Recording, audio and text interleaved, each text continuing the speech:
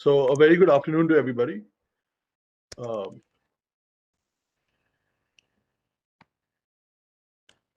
I don't think I think there's it'll take another 30 seconds.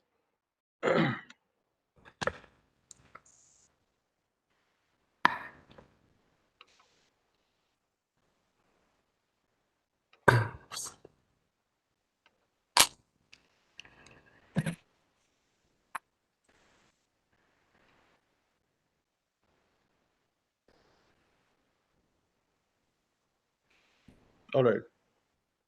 A very good afternoon to everybody. It gives me great pleasure to welcome you all to the 16th edition of the India Digital Summit, Supercharging Startups, organized by the Internet and Mobile Association of India. The summit is supported by the Ministry of Electronics and Information Technology, Government of India, and Niti Aayog.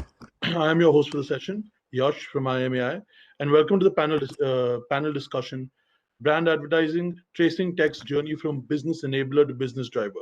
We would like to begin by thanking our digital financial management partner, EaseBuzz, conversational messaging partner Gupshup, session partner GoQuick, gold partners Manorama Online, Blink Digital, and Yellow.ai, and silver partner ShareChat. Without further ado, it is my pleasure to introduce to you our moderator, Mr. Bharat Khatri, Chief Digital Officer, APAC, Omnicom Media Group.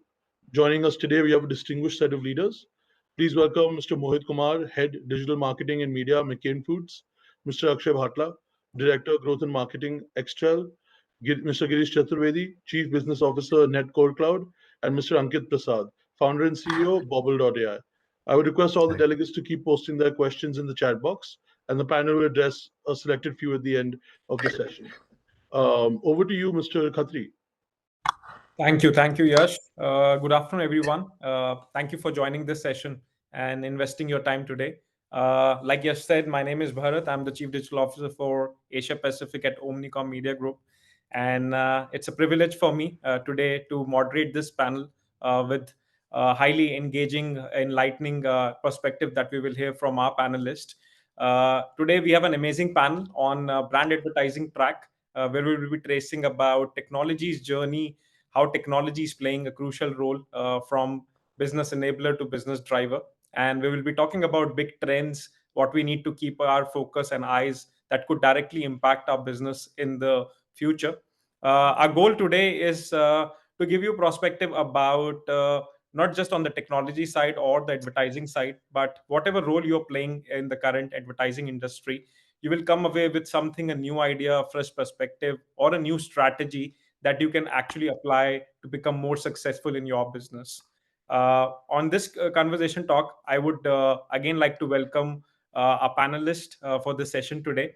And just to set up the context and kick off the conversation, just wanted to talk about, as we're moving into a world which is more getting into the digital era, there is a big gameplay which we are seeing technology is doing in terms of the business transformation. In some key areas, we are seeing technology actually becoming a driver for the business, but in some core areas, we still see technology becoming just an enabler. So, on that note, I would just like to hear perspective from our panelists. What do they feel? How technology has actually transformed businesses over the last 1 decade? And is it an enabler or a driver for their industry or business? So, would love to start from you, Ankit. Okay, sure. Thank you so much, Bharat, for hosting this session, for moderating this session, and other co-panelists. Um, yes, it's a very relevant question that you have asked, but I think a decade is too long a time period. Technology itself gets transformed every couple of years, right? And so, as business owners, we have to keep learning and innovating to catch up with that transformation of technology, which it's already undergoing. One of the interesting aspect, and fortunately, people who are consumers or customers of our services are already inclined, they're excited, they are always up to try out new innovation in tech. It's us who need to adopt to that changing world faster, right? Otherwise, we will lag behind. If I may take an example, and I think I would also like to take this opportunity to introduce, how we are at Bobble AI reimagining people, you and me, interact with our smartphones. through our portfolio of keyboard applications, right? The same humble keyboard which we use for chatting and searching or various other use cases. There are 50 million plus users for our keyboard apps in India, which goes as default and exclusive keyboard in many of the Android devices. In fact, our team is on a mission to enhance smartphone conversations with various deep tech innovations around languages, content, voice, camera, and data. While we build for consumers, we also create solutions for businesses to leverage some of these powerful technologies in order to get ahead in their game, right? So I think gone are the times when technology used to be an enabler. Businesses are driven by technology. Our business, the backbone of our business is technology, and we make sure that we are able to help our business partners who can leverage our in-house developed technologies for their growth, right? So with that thought, I would, yeah, leave it to you, Bharat. Thank you, Ankit. I think you touch upon a very valid point. Like most of the businesses are looking how they can build that connection with the consumer, which is the most crucial point to stay adaptive in this current environment. And with that, I think I would love to understand, Girish, your view on this, considering you are playing an important part and working for a tech company which is actually looking a consumer from a single eye view.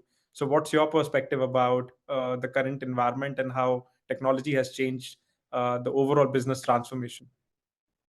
Uh, Thanks, Bharat. Thanks, Jaime, and thanks, my co-panelists, for giving me this opportunity to talk. I think I just basically want to take an extension to what Ankit just spoke about. I think technology is touching every aspect, whether it's businesses, whether it's consumer. I think it's touching every aspect of it. There was a time where technology was looked upon as an enabler. Okay, but today it becomes very, very imperative. If you're not basically on the tech side, you're basically going to be missing out on something. Now, I mean, if you just basically look at the way the consumers are switching to the devices, I think there's a gamut of change that has been seen in the way the consumers are evolving and consuming the digital technologies. Now, if you look at that perspective, in my view, technology has a relevance in both the aspects. It is an enabler, and it is also basically becoming a very essential part of all businesses. Got it, got it. And considering that you're playing that crucial role of connecting the brand to the consumer, can you give us any examples where you have feel that technology was actually a business driver? Yeah. So a lot of them, so today, if you really see, it's no more that the brands are basically coming to the consumers. Okay. Today, you as a brand has to be basically consumer first. The approach is consumer first. It's not business first. It's consumer first. There is a gamut of D2C companies emerging now. It's no more basically about getting the right product, right pricing. It is about how do you basically reach to the consumer. Okay, so whether it's a social commerce, whether it's a marketplace, whether you're creating your own digital assets, how do you get the consumer? How do you basically show the consumer the right products? How do you basically nudge him with the right tech stack? How do you handhold him? So it's basically not just basically getting your product ready, but how do you handhold him in the entire journey from a product discovery to consuming your product and getting it reached to him? The entire tech stack has basically to be connected today. That's where technology plays an important role. So it's no more that one element of business is tech enabled and the others are not. I think the entire journey has to be seamlessly connected. And that's where technology has basically made a very important role.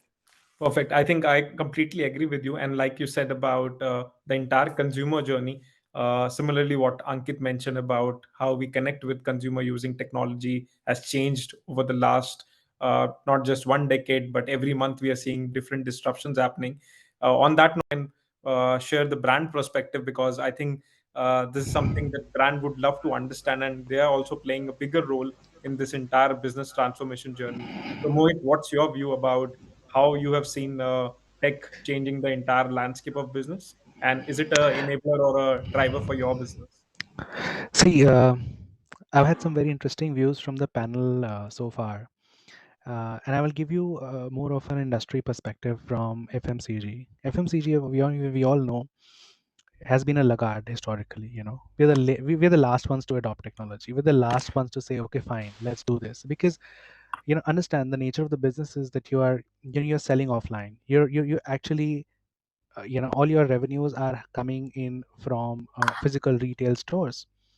But the last couple of years, I think March 2020 was the day most FMCGs realized that, hey, we need to catch up. And while some of the larger brands have been able to catch up, some are still in the race. But at least I would say everyone has woken up from the slumber. And yes, it's a mix of being an enabler versus being a driver. There have been times, we have, and trust me, all FMCG, organizations always understood the need for technology, but it never came on the forefront. However, the entire disruption has happened in the pandemic, and I'll give you a very small example. It is the importance of e-commerce in every FMCG business that has grown leaps and bounds in the last 2 years. Because and I've been there. I know the kind of conversations the e-commerce teams have had with the leadership teams versus the kind of importance that they are at now.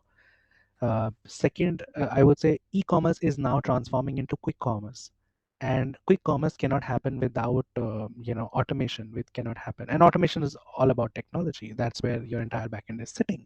So I would just, in a nutshell, I mean, we have time, and we'll talk about the entire D2C wave, because with the third wave, second wave, we also have a D2C wave that's there at this point in time, and D2C brands cannot survive, for that matter, without technology, coming into the forefront. I would say that in a nutshell, yes, it's a mix of both, for that matter. And technology has gained all the importance in the FMCG domain in the last couple of years, and it's been beautifully used. Uh, Last couple of years have actually seen birth and growth of a lot of CRM models designed by companies who would have never thought about doing a CRM model, for that matter. And then CRM is again all your data, all your backend, which is again technology. So yes, we've woken up to this. We are doing this, and we learn more from our co-panelists as to how do we do it even in a more interesting way, Bharat. Great. So I think Mohit also you touched about the e-commerce aspect, which again got I would say, a great limelight and a focus from a lot of the brands where the focus was missing because of the accelerated growth what we see in this pandemic. And when it comes to growth, I think Akshay, if you can chip in and share your perspective about your experience, how you have worked on hacking growth for some of these brands, and what element of technology played a crucial role in your particular skill set or the role that you played? So, I would like to touch base upon like it's an enabler or a driver. So for me, how I view the technology is it's not a goal, it's not the, it's not the goal, it's not the end result, right? So technology is an enabler. It provides a means, to create and make a difference, which you ultimately brings a lasting progress and a radical transformation, for any kind of a business, right? So I see a technology as a driver of innovation, right? Not as a driver of a business. With the use of technology, we can create many things, right? But they do not always satisfy a real need or, solve a real problem. So if I talk about the recent technology adaptation, I would love to talk about the Blinkit. How they are solving the problems of a common usually a day. You're sitting at home, right? In pandemic, if you want to eat a Maggie, it just take 2 minutes to prepare it. But if you yourself step out and go and buy out the product from the market, it will take minimum of 20 to 25 minutes. But how they are using the technology to deliver the product within 10 minutes, it's like really very good example of a technology use, and I really admire this technology. Yeah.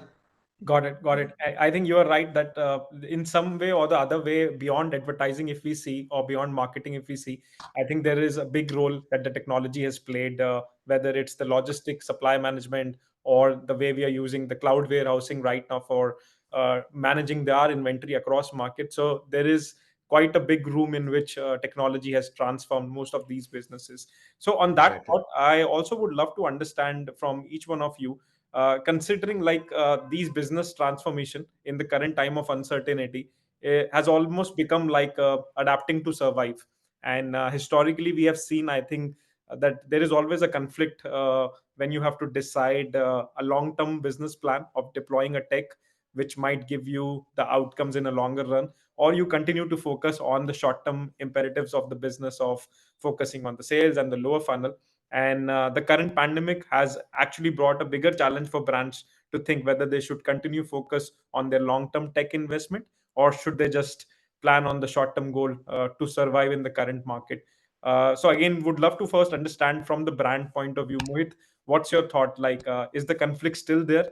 Are brands still in two states of mind? Should they focus more on the long-term goal or just the short-term goal? Or has pandemic actually given them a pivotal role to focus that if they don't invest right now, maybe there is no business in the future?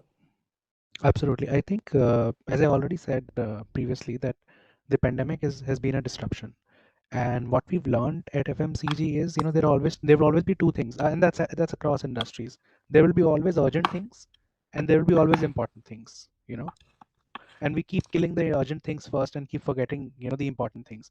I think technology is the important thing, uh, while it addresses certain short-term goals as well.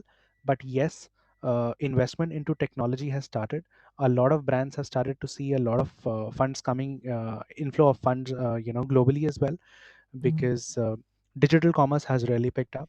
Digital commerce, of course, needs a lot of funding, technology, advertising, martech, ad tech, etc. That's happening. Some of the brands have realized that possibly, you know, uh, because we all, from a brand point of view, everybody's looking at profitability first, for that matter. When is that you're going to break even? But yes, D2C models, will take time. So the CEOs and the CMOs of the world have gotten more patient to understand that yes, this will take time to deliver, and that's a perspective that's happening across organizations in the industry, for that matter. Is all I can say. Yes, it's a mix of both, but yes, the confidence in technology is there. We've started to address the more important things versus the urgent things all the time. Is how I will put it. Urgent versus important. Yeah. Got it. Understood. And Ankit, what's your framework for your own business, considering your business is built on tech? So, how do you plan your investments, resources, energy? Is it always continued focus on the long-term plans, or is it a mix again, what you see in the current business goal? Sure. So, Bharat, as far as Bobble is concerned, yes, our backbone is technology, and therefore there is, we breathe technology. We eat, live, sleep technology, right? So, for us, it is the core. But having said that, I don't think even for businesses whose core is not technology, they need to choose whether it's an immediate urgency or it's an important thing for the future. I think pandemic has triggered a FOMO already, and it has triggered some provoking thought process within the larger organization, that short is the long term. Short term is the long term. If you survive today, you will thrive tomorrow. If you don't survive today, if you die within pandemic, then what will you do tomorrow?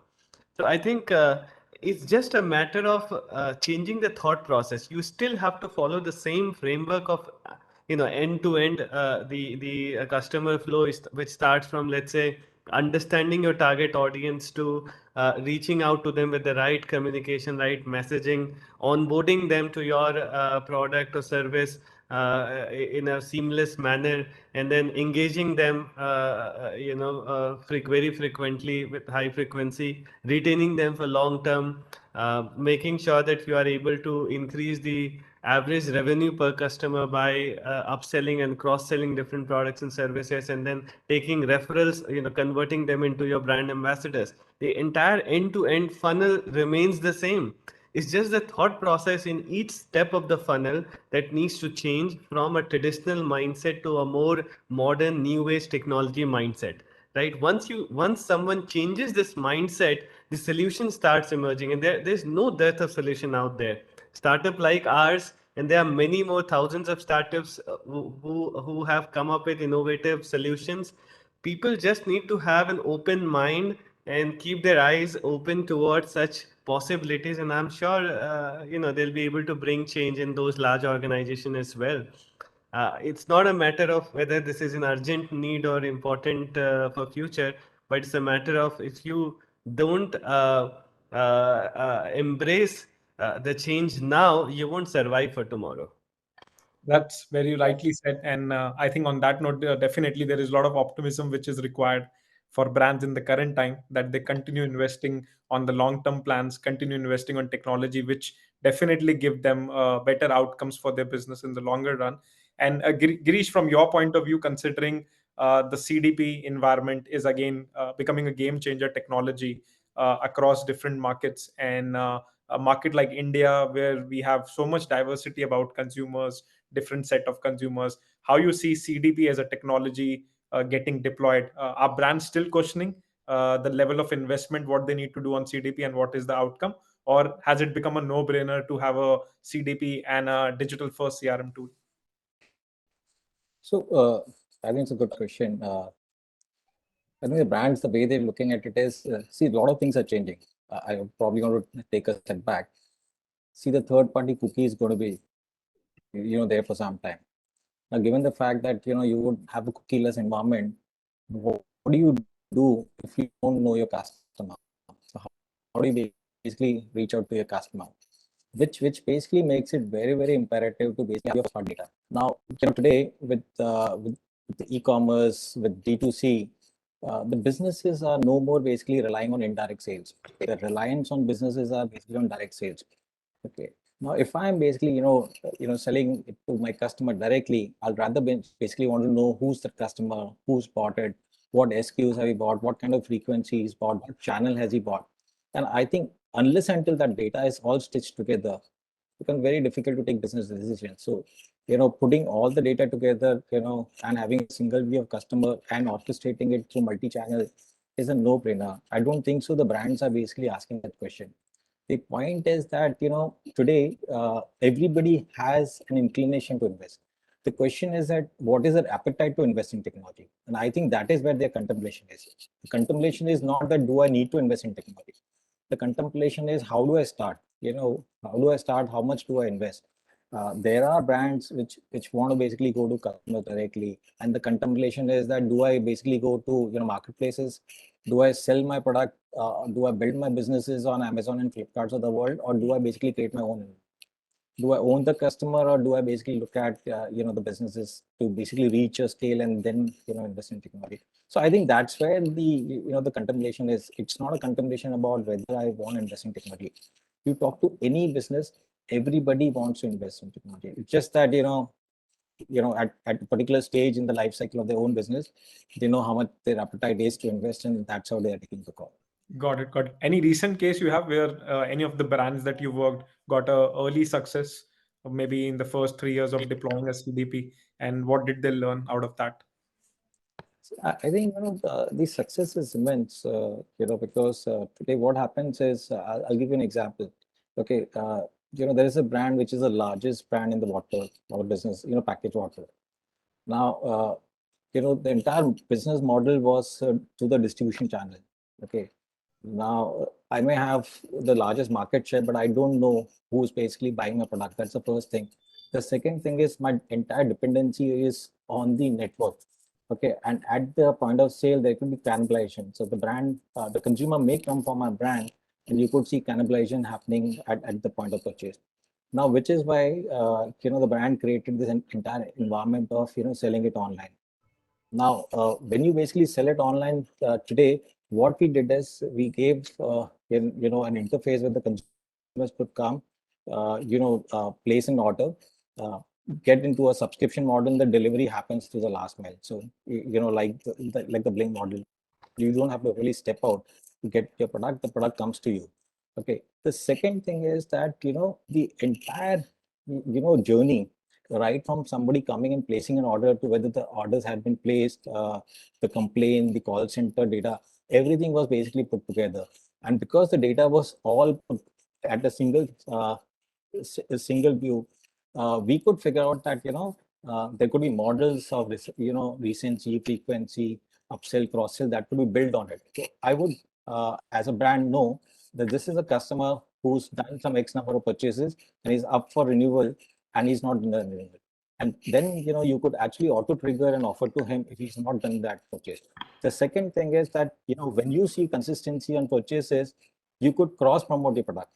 I may be buying one of your SKUs, and there is a repeat purchase. It actually gives me a movement to actually cross promote my other brands. So all of those things have been done, and today, all I could say is that the dependency on the last mile has been reduced, and that gives so much power to the brand to control the business, because if you're not really dependent on the last mile where you see maximum cannibalization, then you feel so much empowered. And I think that is what the technology is actually bringing. It's stitching the entire journey right from discovery to the delivery, and keeping a check on how the users, the consumers of your brand are behaving. And then because it is top, because you can create models on it, the data is actionable. So it's not a post facto data that comes to you. I would know that you are up for subscription and not subscribing.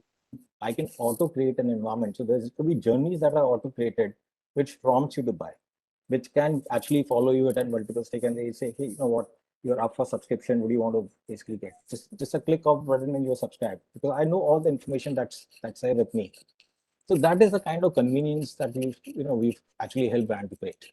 Definitely, definitely. I think from the way you just explained in a simple manner, I think it's not just about the way people are thinking of deploying technology to get to know more about the audiences, but it about the entire consumer journey, which can be mapped and then definitely take lever advantage of end-to-end mapping the consumer touch points, plus the way you mentioned about how you can cross-sell SKUs, logistic management, insights about the audiences is a great way how brands can actually leverage a basic technology platform like a CDP. And while I think over the past, I think 15, 20 minutes, a lot of times we touch base about some of the aspects what D2C actually has bought in the technology side. So on that note, I would also love to understand that D2C as a channel, we all know, has grown exponentially over the past I would say in the last 2 years, the growth has been immense. But again, there are two communities which is being divided on the discussion. One community says this all growth is actually pandemic infused demand, and the second community says nowadays D2C is using smart technology, which is actually powering more profitability to their business. So what is your view on this? So maybe Akshay, if you can chip in and share your views, how you have seen D2C brands in India using technology, or is it just a gameplay of the current pandemic infused demand? So it's a role of a both thing. I can't say, the pandemic only plays a vital role, in this transformation. Both of them have played a very good role. See, technology has enabled it to deliver to the end customers, right? And, pandemic has kind of accelerated that growth. I would mention that thing.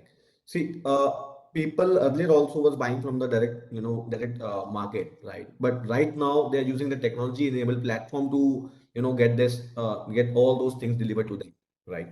Pandemic sitting at, people sitting at home getting their product delivered very soon. This is the enabler, that is being helping them out. Yeah, both of them are really, accelerating the growth of this D2C brand and all. Yeah, technology is playing a vital role in this thing. But yeah, I would say कि pandemic has accelerated that day. Got it, got it. And Mohit, what's your view on the way D2C is leveraging it from an advertising point of view? Like when we talk about brand advertising, we have seen D2C taking the digital first approach and outperforming compared to some of the traditional brands. So, what's your perspective about D2C from a brand advertising point of view, the way they are using technology to be digital first brand? I think it's a very interesting question, and it is a question that's being discussed in every forum at this point in time, which is D2C. See, first I'd like to say that this is not pandemic demand. Demand is always consumer demand. It has been fueled by the pandemic, is all I will say. And then the next big question that happens, in every FMCG setup at least, is that where should we focus more? Marketplaces or D2C? Marketplaces or D2C? Where should your clicks go? Marketplaces or D2C? And I'm telling you, both will, in my view, both will coexist because both have merits. One has scale, the other has data capturing capability, which will eventually help you in the long run. And that's the view at this point in time, at least FMCG marketers have, that both will definitely coexist. With the rise of a lot of young D2C digital first brands, so to say, for that matter, what's also happening is that the white elephants of FMCG have come into picture, and have started this model. There are incubation centers today with specialized resources who understand technology, the deployment of technology, and are running startups within those larger FMCG setups actually. And that's a trend too, and that's because they want to catch up the trend with those digital first brands for that matter. So yes, both will coexist. FMCG brands are investing heavily into a digital first approach. There is specialized hiring that's happening, people who understand technology better. There is a lot of funding that's coming in. So yes, it's time to make merry for all people who are in this space at this point in time from a learning perspective. What I will say. Definitely, uh, what this is delivering is a lot of joy to the consumer because he's able to find discounts, he's able to find convenience. And as a marketer, I would always say, it's a consumer first approach. So yeah, both will coexist. Yes, exciting times. Definitely, definitely. I think the way you explained the framework of marketplace and D2C, it's quite interesting to see that equation coming from a brand marketer, that both coexist.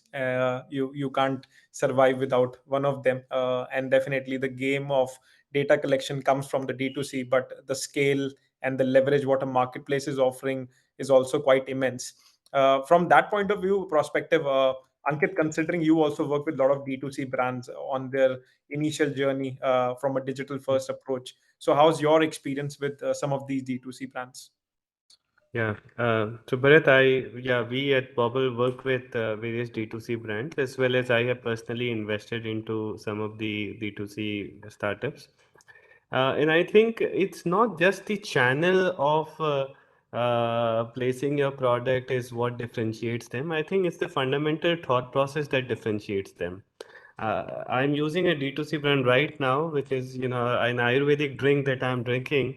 And I don't think there was a dearth of such beverages in the market. ऐसा नहीं है कि ये पहली ऐसी company निकल के आई है, right? But their thought process. I'm personally investing into this company, and when I talk to the founders, I realize that their difference in thought process results in differentiated set of actions, and those differentiated set of actions result into differentiated outcomes, right?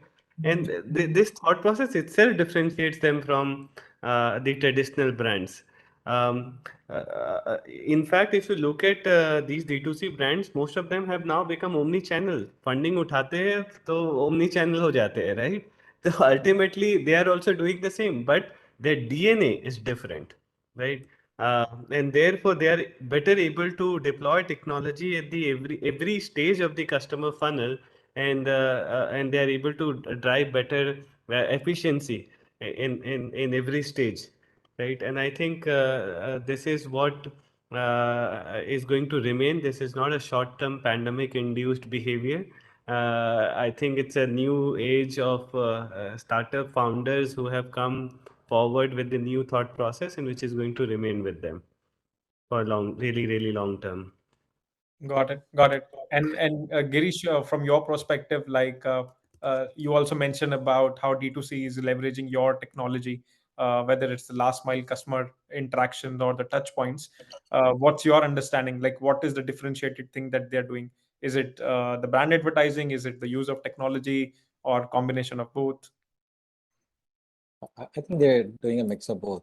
It's very essential that you differentiate your brand, because if you don't have a brand, then what are you taking to the consumer? So there has to be a narrative for the brand. There has to be a proposition that somebody can resonate to. But I think what's interesting is that, how are some of this new age brand taking the services to consumer? I think that's where the innovation is. I mean, if you really see WhatsApp and the social commerce is really amazing. I mean, this has actually uh, decentralized the entire way the approach to the consumers has happened. And my personal view is that is where the big shift is happening today. Today, you look at media has become so more efficient, just because you can connect the dot right from the the view or a click to the entire purchase journey. The entire thing is stitched. WhatsApp is coming with some really amazing stuff. You click on a Facebook ad, takes you to a WhatsApp, and on the WhatsApp, you could have a chatbot, and the entire journey starts on the bot. So you could actually explore the product. You have the entire catalog.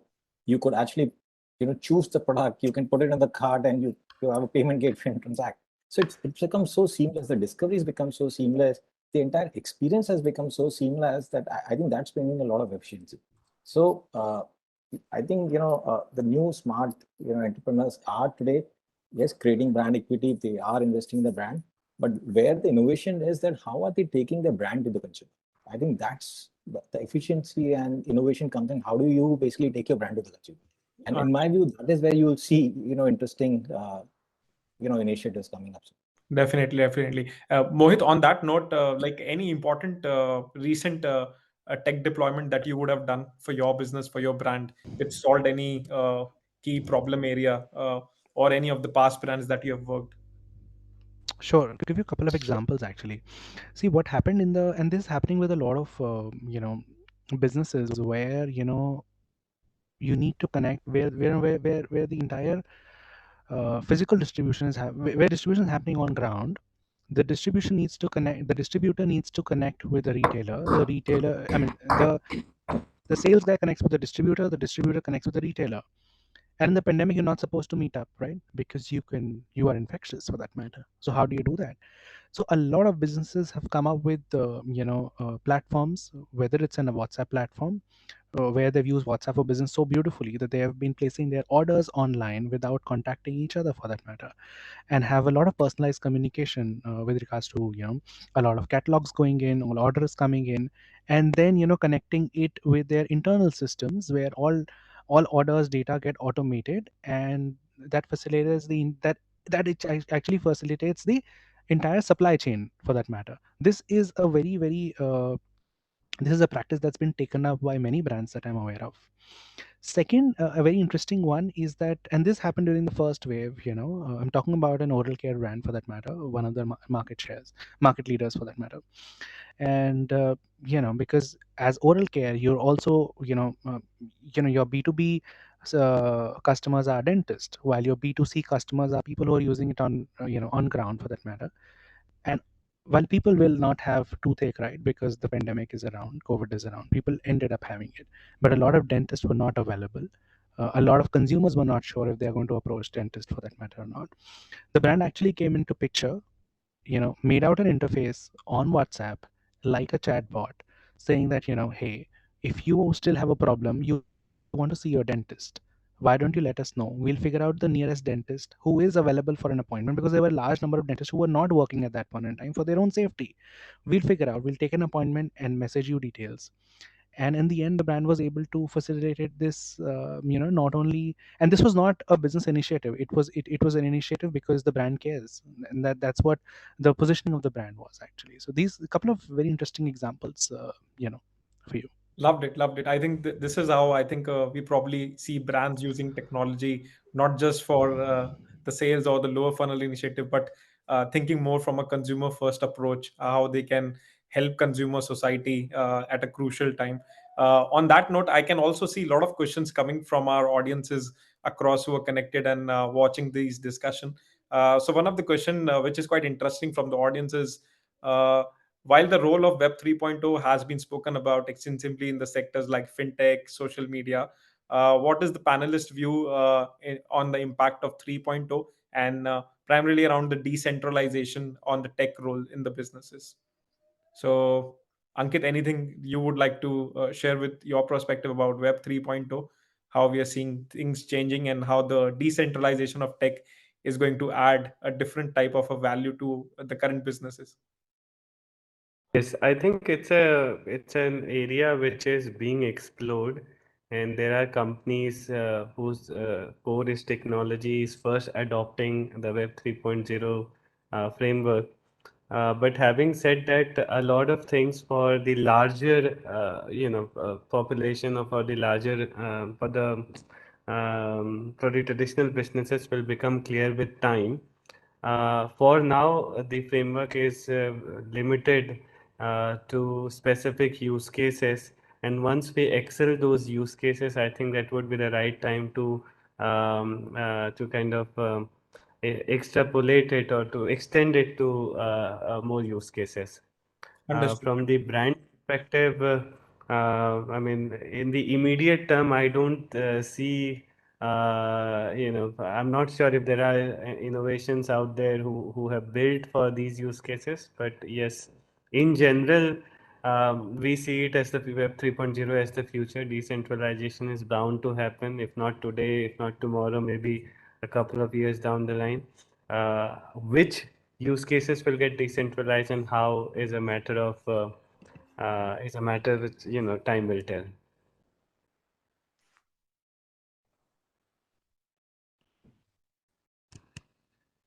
Sorry, I think there was some network issue. Yeah, so I think I clearly understand, like Ankit, you said, the framework is still in the early stage of development, and it is very interesting time how we are seeing different types of verticals, whether it's gaming, social media, or fintech, talking about Web 3.0. So definitely we'll keep an eye on this trend and how decentralized technology will again give immense value to brands to play their own part of building personalization with consumer. There is another question which has come from the audience. Maybe Girish, if you would like to take about this one. The question says, how would any upcoming data regulation will affect the new age brands which are looking to grow right now in India?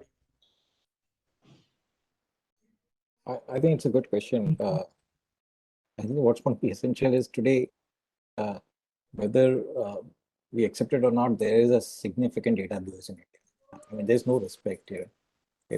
Try came with D&D, and unfortunately, the people who are on D&D are the most victimized, set of consumers today, because those are the set of consumers who are basically bombarded the most.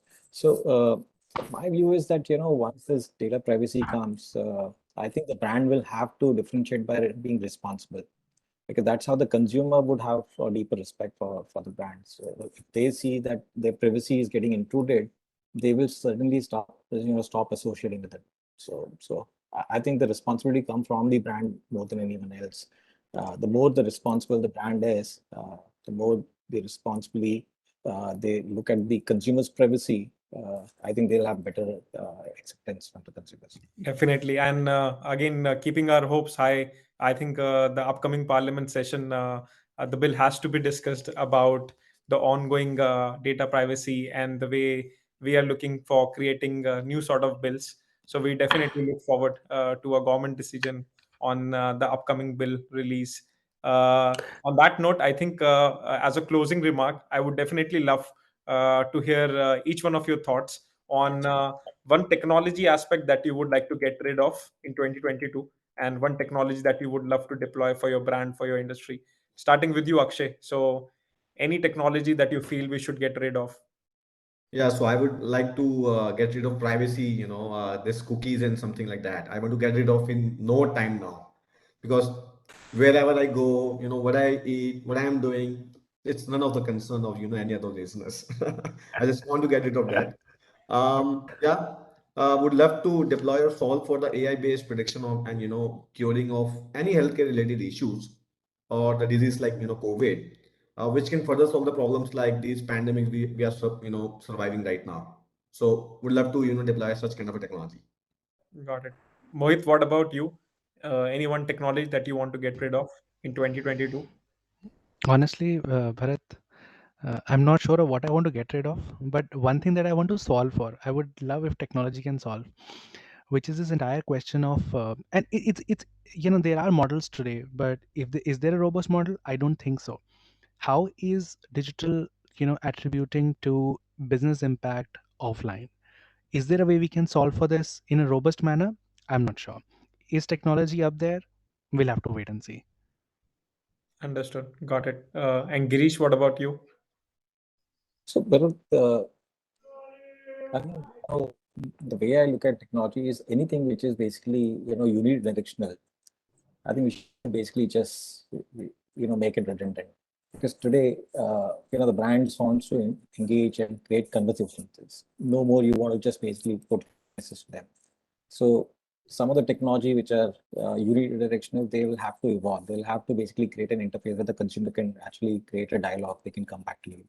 So the SMSs will have to evolve to rich media messaging. emails today have become AMPs enabled, which means you can interact with the brands right in the email interface without actually getting out of the email inbox environment. So that's one, and I'm not saying get rid of it. I'm saying that those technology will have to evolve to become more interactive, and that's the future. What will become very, very dominant, as I see, is the entire space of conversations.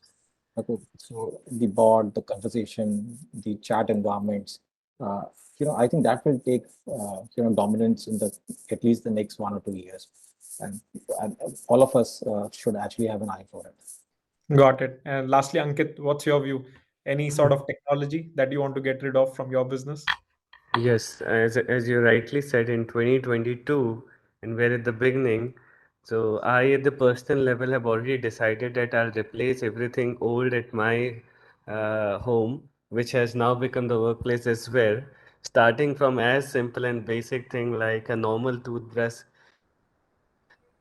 upgrade it to a smart toothbrush, right? A normal bulb to a smart bulb, normal AC air condition to a smart AC, and a normal refrigeration to a smart refrigeration, right? So all of the appliances, electronics within the house, because the change comes from me myself, and then until I adopt that, embrace those new technologies, how can I ask my teammates or my business partners to embrace the new technology, right? So this is the first thing that I did in 2022 in the first week itself, replaced all the old stuff with the new smart stuff. At the organization level, we are working on AR and VR, and we are trying to see how do we prepare ourselves for the new world, which is called metaverse, right? It's happening, it's real, and we need to prepare ourselves for it, and that's why we are investing into R&D around AR and VR. Perfect, perfect. On that note, I think this brings us to the end of this panel discussion. I would like to thank all the panelists for actually enlightening us with their perspective about all the thoughts that we discussed, and to our audience and the viewers from wherever you are connected right now, for investing your time. And I'm sure you might have learned something new about this marketing technology and the advertising space. And lastly, IMAI for organizing this event. So over to you, Yash. Thank you so much, Mr. Khatri. I think that was a really engaging session, and we all got to learn a lot. And I'd like to thank the rest of the panelists also for giving their valuable time up and sharing with us their insights. And I'd like to give a special thank to our sponsors and all our attendees for being here today and making this possible. So thank you very much. Another thank you to our panelists and to Mr. Khatri. And I think we will be going offline with that. Thank you. Stay safe. Yeah. All Thank right, you so much, thank you. everyone. Thank you. Bye.